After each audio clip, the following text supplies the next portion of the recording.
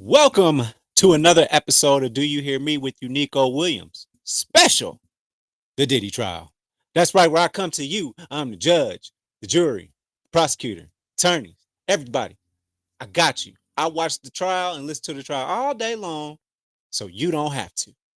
So with that being said, please make sure you like and subscribe to the channel. You can catch up on all of the Diddy episodes on my channel as well on YouTube, UNIQO Williams on YouTube. But here we are, folks. We're at the finish line.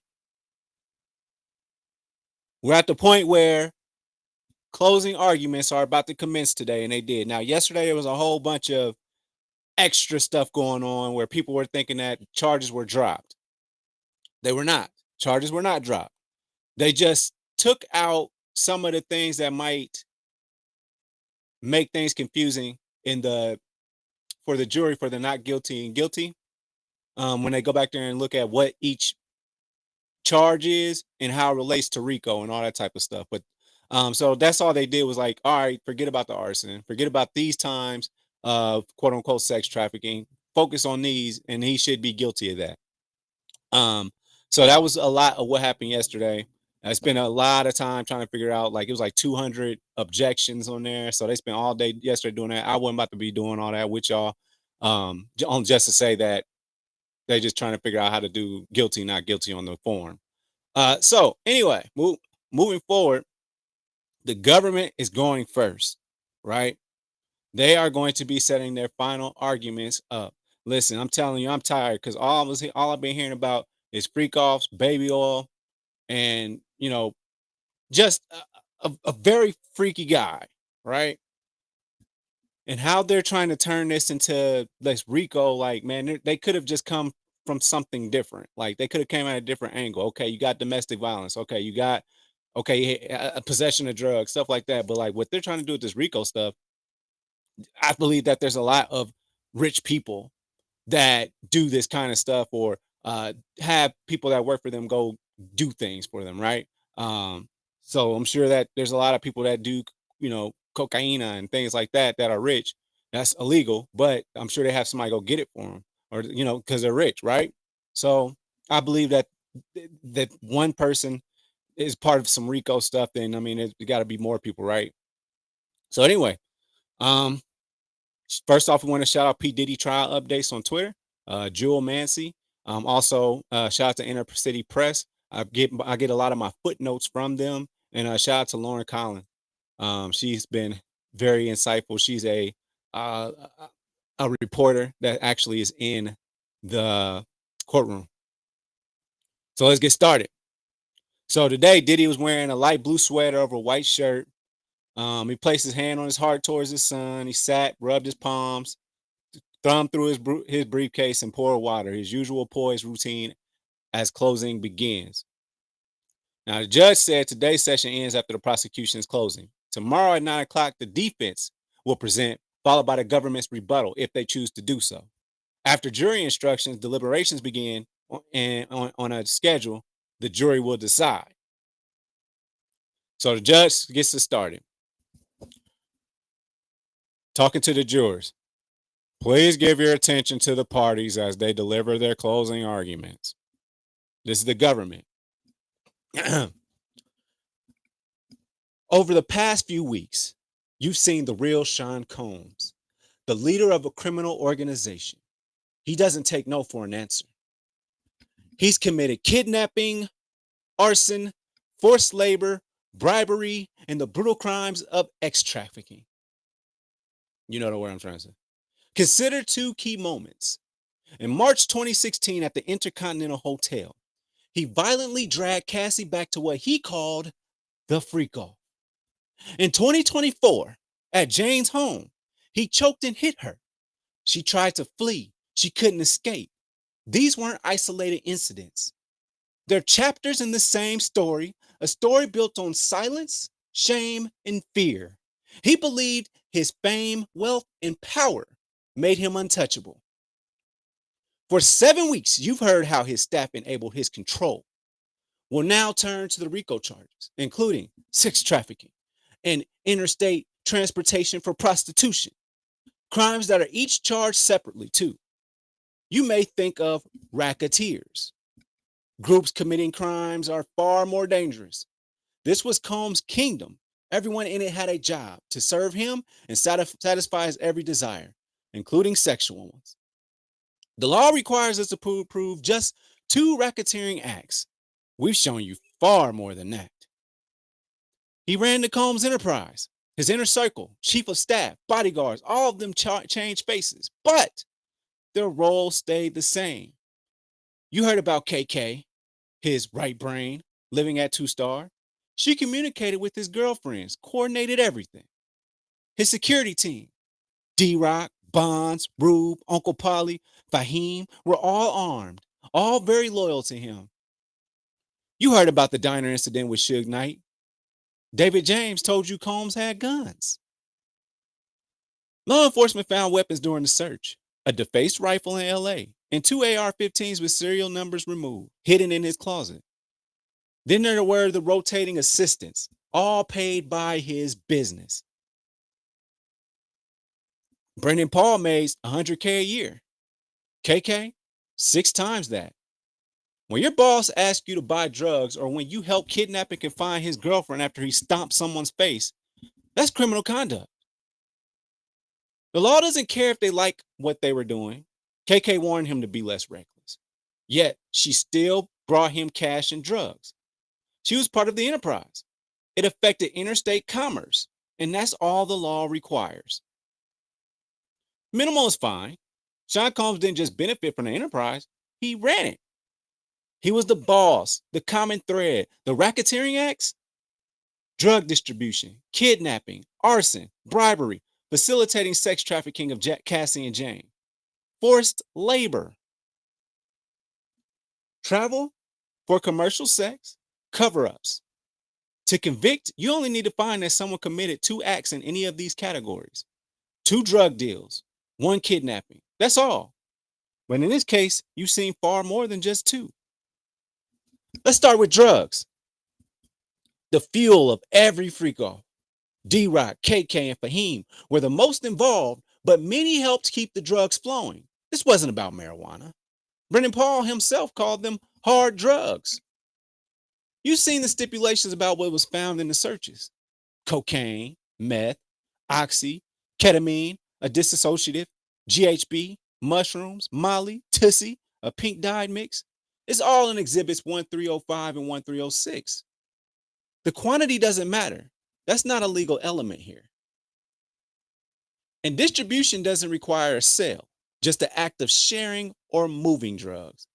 You know the dealers: Guido, One Stop, Baby Girl. Jane testified she was told to bring drugs with her when she flew to meet the defendant twice. KK helped coordinate. The text confirming.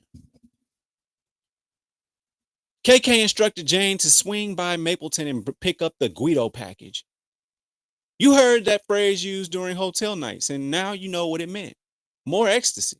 Even security knew it. Guido texted Fahim saying, "Puff has a $450 balance with me." Brendan Paul requested $780 for personal Gucci items. That was code for hard drugs. Distribution happened. Doesn't matter that it wasn't kilos or sold on corners. Personal use is a distraction. These drugs were brought and passed around him. Cassie used drugs at every freak-off. Drugs supplied by the defendant. He introduced Jane to drugs and gave them to her on nearly every hotel night. He gave drugs to Carrie Morgan, Bana Bonalan, and even made Brendan Paul try Tussie to test his quality. D-Rock would text One Stop saying, "Need to see someone for bro," meaning Combs. Guido asked Fahim to cover Combs' drug debt. KK knew he was distributing drugs to women for what they called the Wild King Nights. Jane told KK she was having a bad come down. KK gave her pro tips to manage it.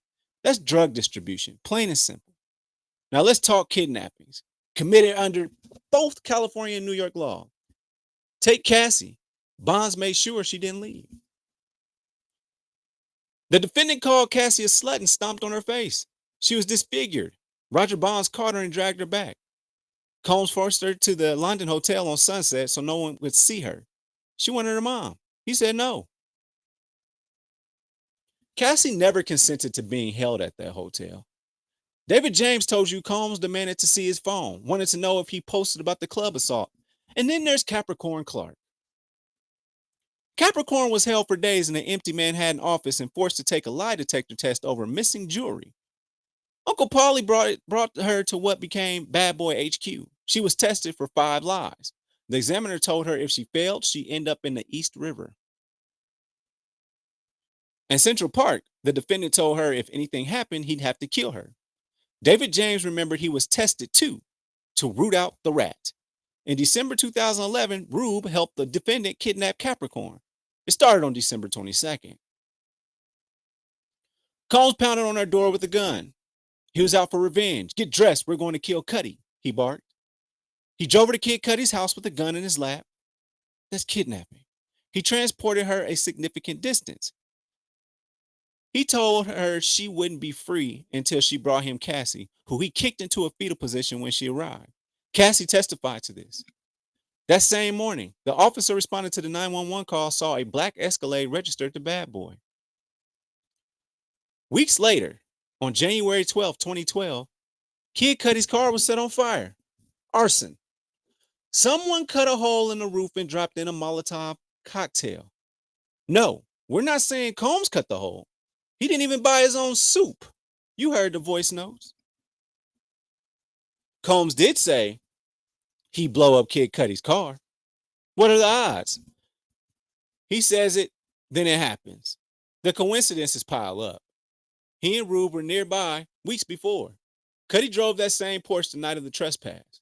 What are the odds? Cuddy had no enemies except Combs. D-Rock later brought Cuddy to him. Combs looked like a Marvel villain, and years later, he apologized.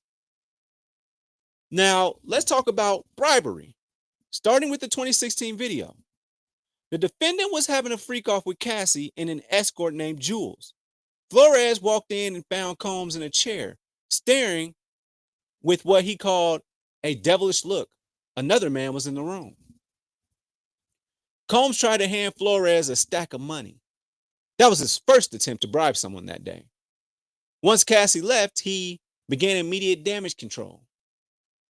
They had some microphone issues.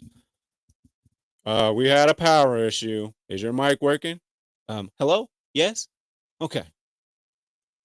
The defendant called Cassie over a dozen times. Text said, call me. Cops are here. He wasn't concerned about her. He was manipulating her. He knew there was video of the assault. He went banging on her door with a hammer.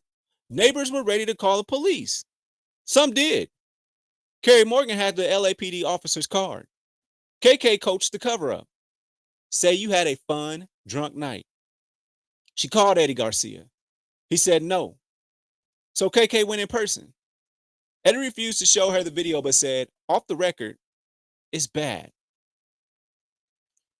KK had Combs call Eddie directly, using her personal cell. When Eddie said his boss would hand over the USB for $50,000, the defendant called him Eddie my angel. That's how he saved him in his phone. Eddie delivered the USB. D-Rock and KK were there. Combs counted out the bribe dollar by dollar. Eddie said the security guard told him he came up with the Combs, i.e. D-Rock. Eddie asked, what if Cassie calls the police? Combs knew the risk. Eddie found an idea of a stand-in for Flores. NDAs were signed, no one to speak a word. As Eddie Garcia left, the Combs told him, don't make any big purchases. That one line tells you everything you need to know about the purpose of the bribe. It wasn't just about saving face. It was about silencing evidence. That's how the enterprise worked. Shield the defendant. Protect the image, no matter the cost. You can find that Combs' criminal enterprise helped him commit sex trafficking of Cassie Ventura and of Jane. Both women were forced through threats, lies, drugs, and violence into having sex with male escorts. This is not criminalizing dysfunctional relationships. This is about criminal behavior. And no, the law doesn't require Cassie or Jane to have screamed no or to have physically run. Coercion doesn't always look like chains and cages. Sometimes it looks like control, manipulation, and fear. Shows jury images of 27 men. That's how many the defendant hired to have sex with them. This is what power used for abuse looks like. Jane's trafficking charge isn't based on a single moment. It's the results of a years long pattern: fraud, coercion, and eventually force. That's what the defendant used. You had three clear cut hotel nights: September 2023, October 2023, and June 2024. But there were many more. Nights Jane agreed to, not because she wanted to, but because she felt she had no choice. When a relationship began in 2021, it looked like love, but it was something else: classic love bombing. He groomed her with gifts, affection, attention, and then control. And after that came the freak offs. Jane told you herself, her first hotel night felt like opening Pandora's box. What began as excitement turned into a pattern of pressure, manipulation, and fear. Jane told you her first hotel night felt like opening Pandora's box, and once it opened, she couldn't close it. She tried to resist, but the coercion wouldn't stop. We showed you the grid of 27 men, 9 rows of 3. These are the men the defendant hired for freak offs and hotel nights. These are the men who had sex with Cassie Ventura and Jane, while the defendant watched, filmed, and directed. He lured Jane in with promises, trips, shopping, glamour. But those were just lies. Lies he told to keep her participating. In April 2023, he began paying her rent. That gift, it quickly turned into a weapon. When he controlled her rent, the coercion picked up steam. Every time she resisted, he threatened to cut her off financially and emotionally. She didn't feel free. She felt obligated. She did the hotel nights because she feared the consequences if she didn't. In August 2023, Jane resisted a hotel night. This one involving 3 entertainers. And what did Combs do? He sent her a voice message. You heard it for yourselves. Ain't nobody threatening you. You better get on your job. You got me on my job. He may say it's not a threat, but the message couldn't have been clearer. Jane knew exactly what it meant: consent or lose your housing. Threatening to take away her home? That's coercion. And it worked. What Jane went through didn't happen in a vacuum. Her experience echoed Cassie Ventura's lawsuit. Jane knew it. She had already been saying the same thing for months. She texted the defendant after the lawsuit dropped. I feel like I'm reading my own sexual trauma. This was sexual exploitation you framed as love for your sick fetishes. And then Jane finally confronted him. When she tried to speak her truth, he gaslit her. And when that didn't work, he cut her off completely. You heard the clip. He talked over her. Dr. Hughes explained how trauma bonding keeps victims tied to their abusers. Jane often felt like the defendant never truly listened. She said he dismissed her pain with just move on. When she confronted him, he told her to charge him, said lawyers would get involved, and hinted at paying her off to keep quiet. So she asked for $100,000 a year just to walk away, a fraction of what Cassie sought. She thought it was reasonable. Combs lost control. Jane refused to lie for him. Jury can read the messages yourself. She wrote that he threatened to show her sex tapes to her child's father. Then, despite everything, he told her to come to Miami. She made it clear she didn't want another hotel night. He agreed, but he lied. He called in an escort anyway. She was still under pressure. She wrote, I hate worrying about the rent. That was 2024. And it all came to a head in June. He assaulted her and forced her to perform oral sex on an escort. That's sex trafficking. It was interstate. Even the this is a reach, guys, coming up here. Even the Astroglide crossed state lines. The law is clear. It only takes one time. Force, threats, fraud, coercion. He knew what he was doing or didn't care to know, and saying yes once doesn't mean yes forever. He promised Jane a real New York weekend, no games, but he brought in escorts again. She messaged him, it's dark and sleazy. I'm scared of losing my home. His reply, girl, stop. Then he FaceTimed her, pretending it would be a nice dinner. Another lie. Behind the scenes, he was texting Paul Arthur, an escort, setting up another hotel night. Before Jane's flight even landed, he messaged her, I have a surprise for you. That's a completed act of sex trafficking before her plane even touched down. She didn't want it. She was coerced. She messaged him again. In New York City, I knew you would pair me up with a random person. That's not love. That's manipulation. That's trafficking. She was disgusted at the sobriety party that she was so disgusted at the sobriety party that she vomited. That's because she hadn't taken drugs to numb it. Earlier on, Combs had tricked her by inviting the escort, so under pressure, she called Cabral to come to New York. In her next text, she wrote to Combs, in NYC, I knew you would pair me up with a random person. Jane texted him, I'm not a porn star. I'm not an animal. I need a break. His response, let's spend the day together. No strangers. She replied, you'll love bomb me. She knew the cycle, affection, control, and then the same pattern again. When the affection didn't work, Combs used pressure. The house. Are you going to let me into our house? He texted her 8 times. Then he claimed he was sick, that he needed her. So she gave in. She went and ended up having sex with 3 men. This time, there were no drugs. No haze, just compliance after coercion. Even after she vomited, he said, get back out there. In 2024, it happened again, but this time in Jane's own house. 3 months after Homeland Security searched his home, he used her home. They're supposed to have a normal, fun date night. They drank, they argued. Jane pushed his head into the counter. He screamed at her. She told him to leave. She ran, slamming doors behind her. He kicked down 3 doors. You've seen the damage. Here's one on the screen now. She ran without shoes. She hid, but he waited. Jane struck the defendant in response. He punched her in the face. You've seen the photos. He dragged her by the hair, forcing her back into the house. Jane grabbed his phone and called the other woman, shouting in desperation. The defendant, in turn, called Jonathan Perez. Then it escalated. Combs followed her into the shower, hit her again, knocked her down. Afterward, he contacted Antoine, the escort, and told her to come over and have sex with him. Jane, bruised and shaken, put on makeup to cover the injuries and drove to pick Anton up from the gate. Then the defendant handed her a pill and said, take this pill. He got in her face, just inches away, and asked, is this coercion? He was mocking the very law he was violating. He knew what he was doing. He did it anyway. Jane said no. She didn't want to have sex with the escort, but he ignored her. He wouldn't accept no. So Jane complied. She performed oral sex on Anton until Antoine ejaculated. The defendant told security to bring payment for Antoine, but they didn't have the cash. The next day, he handed Jane the money and made her send it.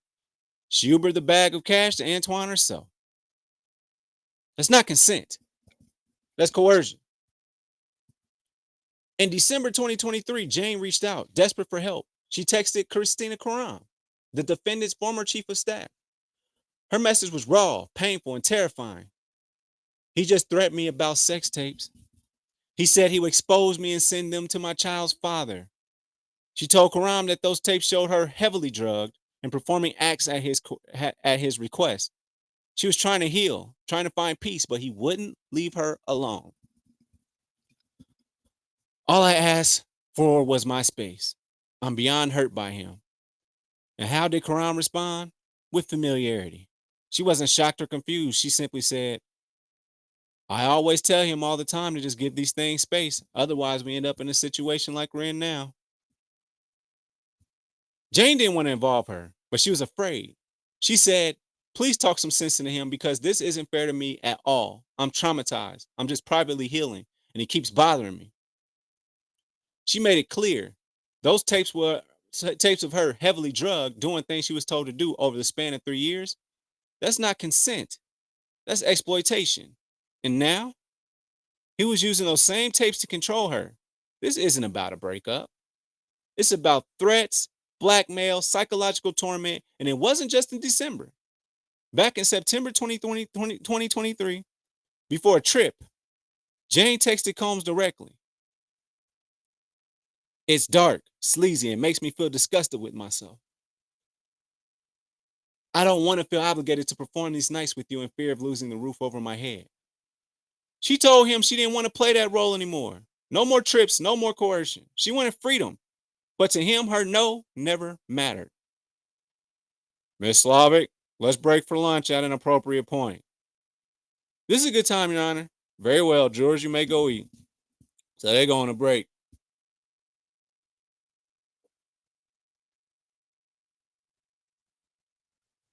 As am I. Okay, so now they're back. Miss Slavic, are you ready to proceed? Yes, Your Honor. Just to flag for the court, we'll be switching PowerPoint shortly. Can we turn the public screens back on? Mm.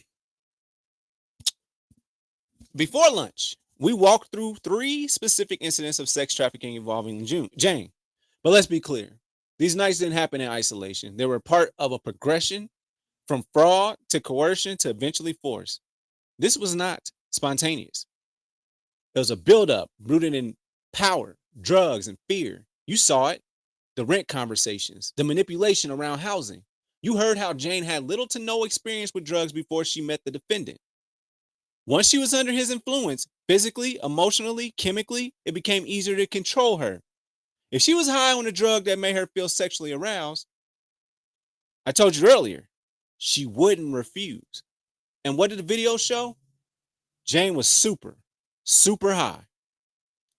This is important because the defense will argue that she consented, but this wasn't a grown woman making a free, empowered choice. The relationship was clouded by threats of exposing sex tapes, control over her rent, and emotional violence. Those were adult decisions. They were survival. Those weren't adult decisions. They were survival responses. Now let's go further back to Cassandra Ventura. She first met him when she was 19. When she was just 22, barely out of girlhood, he introduced her to what he called freak-offs with male escorts. For a decade, he threatened her, beat her, got her hooked on drugs, and forced her into sex with hired men. Just like Jane, it became her job. It became her shame. And then there's what Capricorn Clark told you. A moment that says everything about he viewed Cassie. Moldable, obedient, and owned. She came over. He told her, sit down, stand up, turn around, walk, grab that, hand me that, walk back, turn around, go to the other room. And she did it, all of it. Because like Jane, she didn't feel like she had a choice. Before I take you through the darkest parts of what Cassandra Ventura endured, let's be clear on how it began. He didn't just date her, he dominated her. He made her dependent on him emotionally, financially, professionally. He kept her occupied with busy work, recording songs no one would ever hear. Kept her chasing approval, chasing a dream he held in his hand like a leash. And the violence, it wasn't hidden. It wasn't a secret. It was loud, open, brutal, and seen. Security guards, his own men, members of the enterprise stood by, enabled it, even helped clean it up. You heard what happened that day in Beverly Hills. He threw her down. Her head cracked against the bed frame. It split open. And who took her to the plastic surgeon? D-Rock, one of the defendant's bodyguards. No police, no hospital, just a cover up. This wasn't a one-time loss of control. This was a pattern. You remember what Miss Ventura told you? Make the wrong face, and the next thing I knew, I was getting hit in the face. That's not a relationship. That's terror. That's control. That's abuse. And that, members of the jury, is racketeering. Let's talk about the violence Sean Combs inflicted, not just on Cassandra Ventura, but on those around her. You heard from Bonham Bangalan, who said he held her over the balcony. The defense tried to use timestamps and photos to say he wasn't even there. But let's be honest. Bonham might have gotten the date wrong, but you know the attack happened. You saw the contemporaneous messages. You felt the fear. That kind of detail doesn't come from nowhere. And that happened after Cassie was beaten. One of his own, D-Rock, texted the defendant that she was icing her eye. And Combs didn't ask, is she okay? He asked, why did she not have herself hiding? That's not concern. That's a cover-up. That's coordination. That's how the enterprise worked. D-Rock wasn't just security. He was surveillance. He was in control. He was responsible for making sure Cassie didn't show the world the damage. Now you'll hear about Cassie went back, that she had good moments with the defendant, even after the worst times. Why? You heard it from the experts. Trauma bonding. He hurt her, then he held her.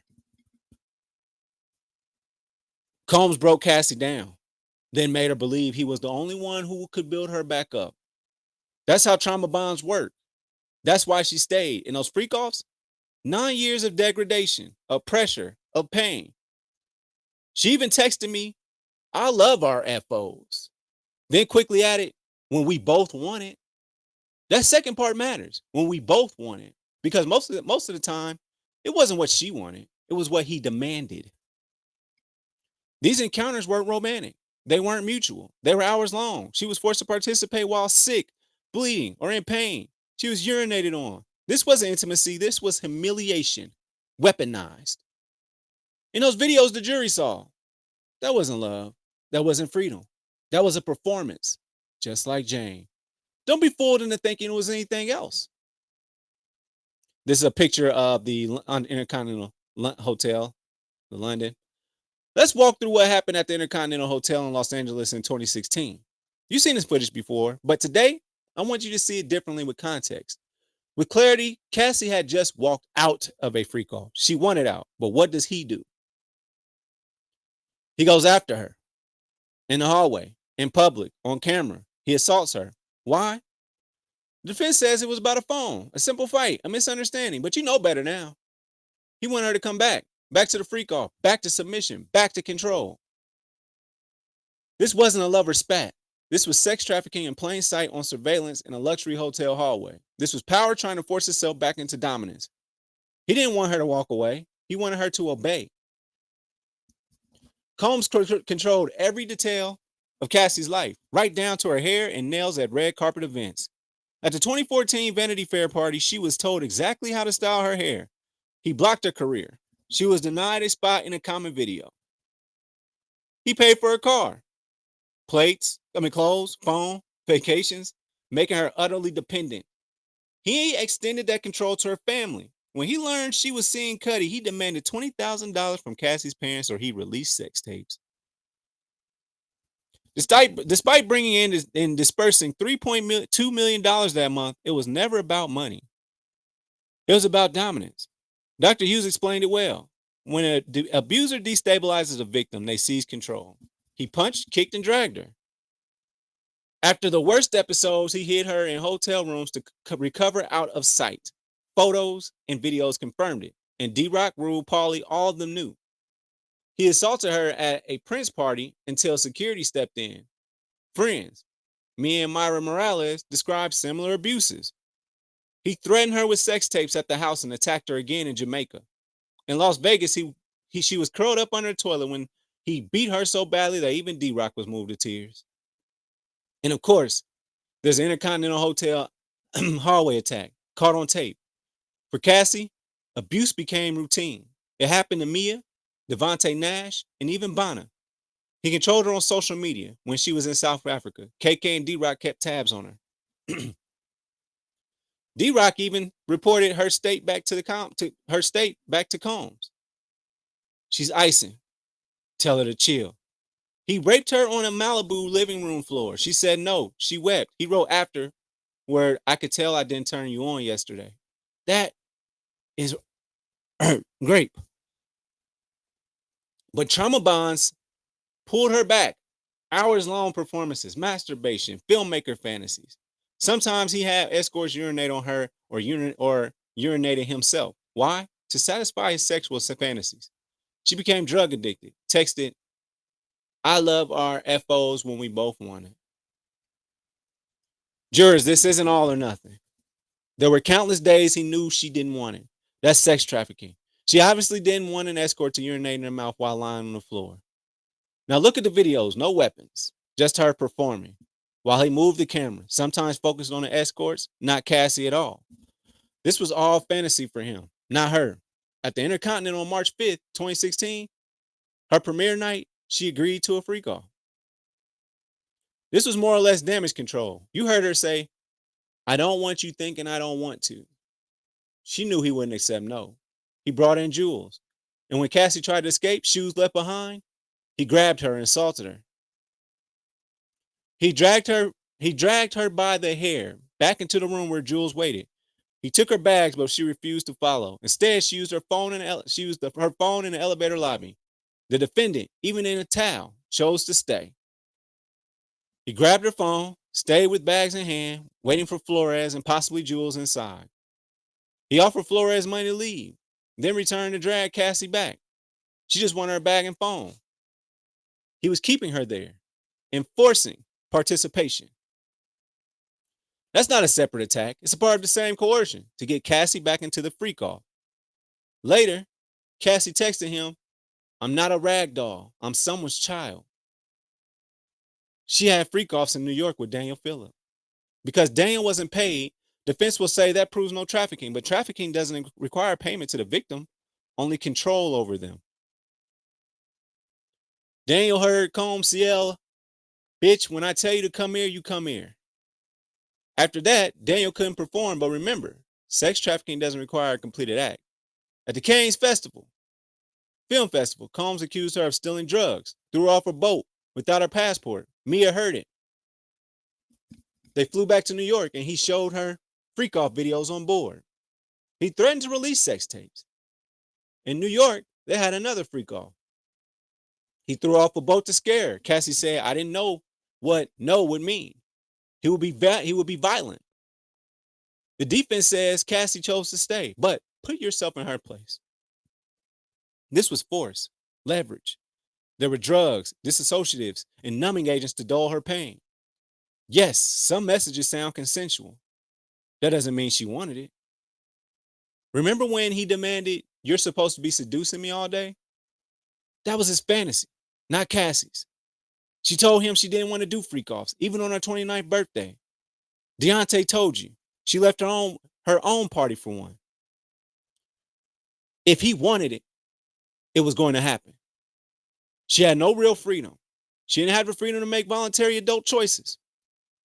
Let's go back to count one. Those freak-offs? Combs didn't act alone. KK, D-Rock, Fahim. They enabled it. KK arranged for Clayton Howard to enter her room.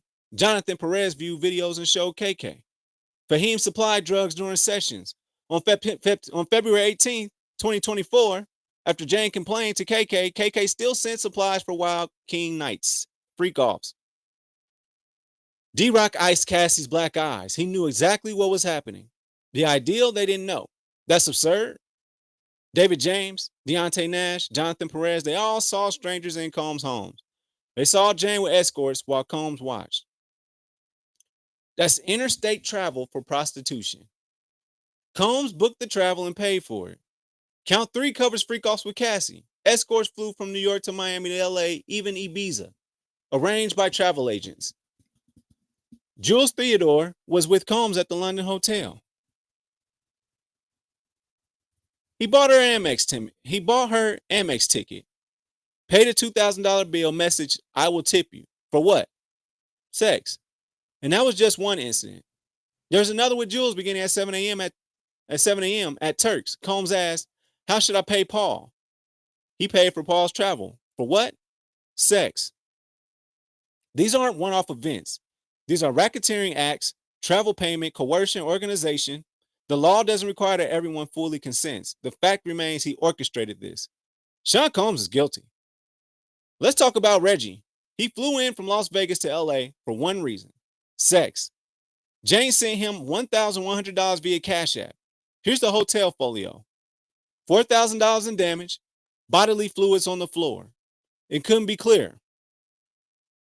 Every time Christina Karam arranged travel for these Wild King nights, she helped facilitate a crime. Maybe she didn't like it. Maybe she did it, but she did it.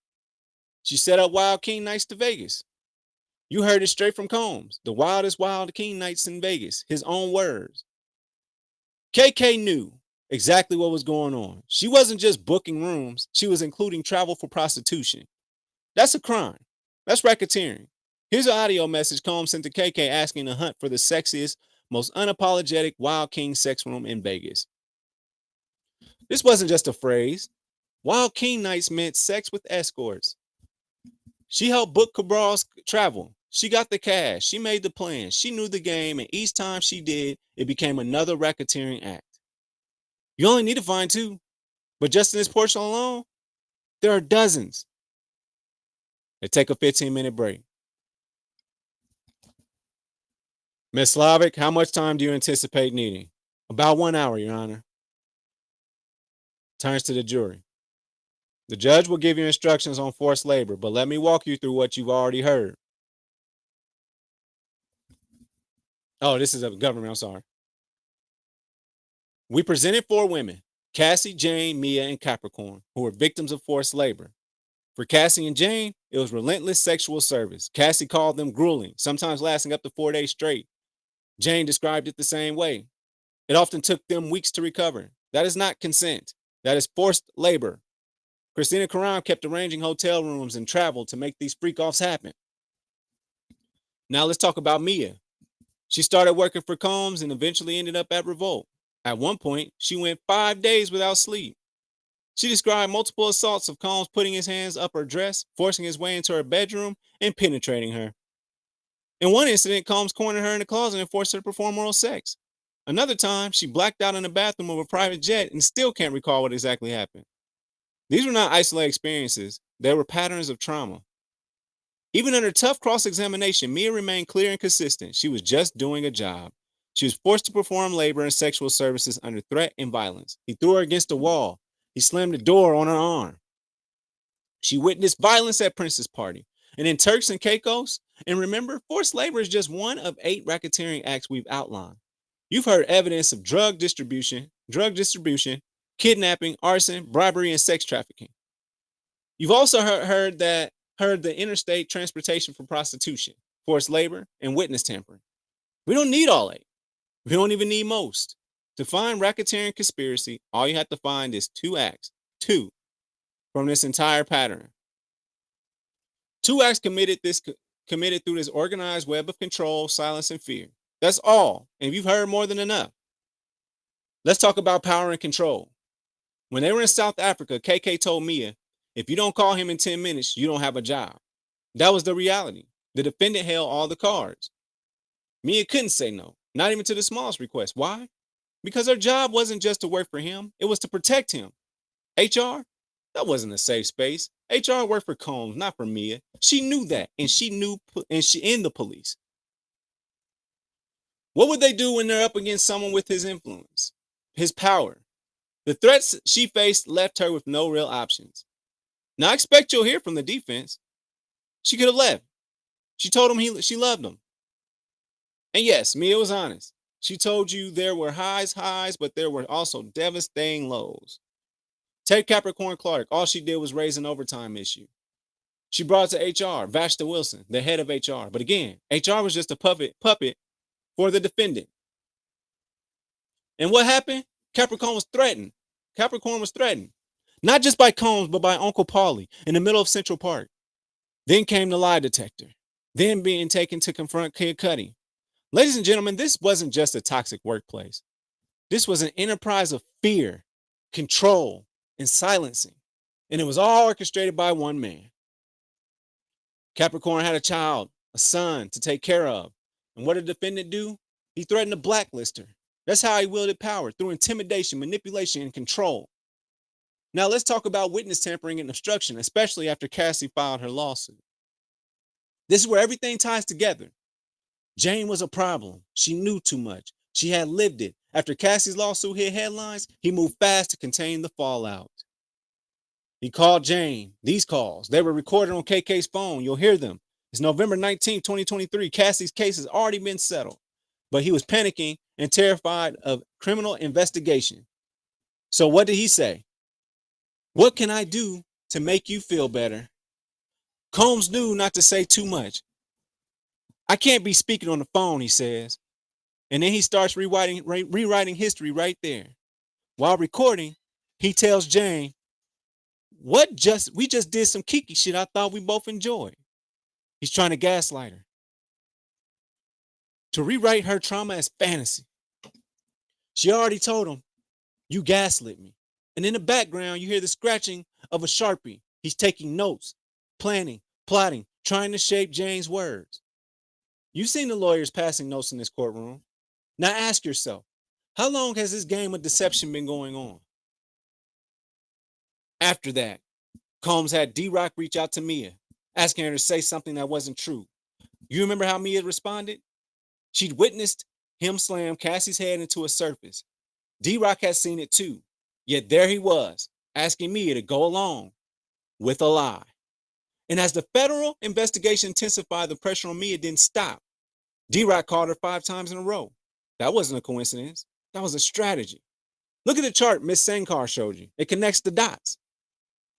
The way the defendant treated Mia, that wasn't just manipulation. It was witness tampering. It was obstruction. Let's not forget the Intercontinental Assault video, the one everyone saw. Combs tried to bury that too. That's bribery. That's obstruction. For years, Combs had gone to great lengths to hide his crimes. But when the truth started spilling out, he didn't turn inward in reflection. He turned to his inner circle, desperate to silence the people who could bring him down. Listen to the call. In 2023, Combs told a tearful Jane, I just needed to tell you that I need your friendship. It wasn't a show of concern. It was manipulation. She had just read Cassie's lawsuit. She saw the mirror of her own trauma and he knew it. Combs wasn't apologizing. He was gaslighting. Combs knew Jane had just read Cassie's lawsuit and saw the haunting similarities. This message wasn't about healing. It was about control. He was rewriting the past, not making amends. After Cassie's lawsuit was filed and quietly settled, Mia received a call from D-Rock. He downplayed the abuse, saying they fought like any couple. But he sounded nervous. He didn't return Combs' calls. Later, D-Rock offered to send her something she refused. Combs is guilty. He got away with it, not because it wasn't happening, but because of who he was. His wealth, his fame, his influence, they shielded him. But that shield cannot last forever. Not in this courtroom, not anymore. It's time to hold him accountable. It's time to find him guilty. It's time for justice. Crime after crime, year after year, Combs kept going because he had the power to bury the truth. But that ends now. We rest. That was 5 hours of closing. So tomorrow will be the return of defense attorney Mark Agnifilo to the defense's closing arguments. So again, Diddy came in. He's cool, calm, collected, per usual. All 3 of his daughters came today.